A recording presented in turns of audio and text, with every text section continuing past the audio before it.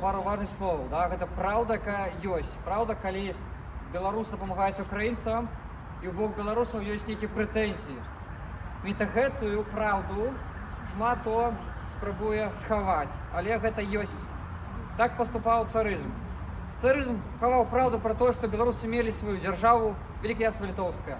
Царызм хаваў праўду, што беларусы мелі сваю дзяржаўную мову.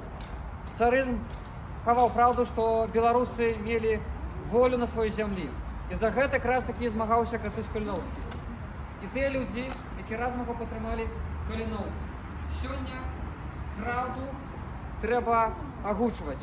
Трэба рэчы называць сваімі імёнамі, бо праўда робіць нас вольнымі, бо праўда дазваляе нам зразумець, як оно ёсць і што трэба рабіць. Сёння праўда гэта тое, што беларусы воююць на Донбасе за Украіну. Праўда ёсць тое, што беларусы займаюцца дабрачыннасцю і дапамагаюць уцекачам украінцам, якія пакутуюць ад вайны. Існя праўда ёсць тое, што беларусы выбралі не Лукашэнку. Беларусы пакутуюць ад Лукашэнкі. Беларусы змагаюцца з Лукашэнкам.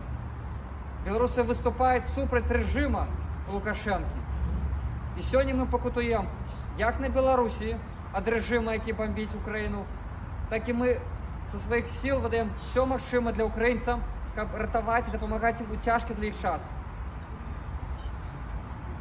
Праўду трэба казаць, рэчы трэба называць сваімі імёнамі. Таму я дазволю себе зацытаваць выказанне Касцюся Каліноўскага.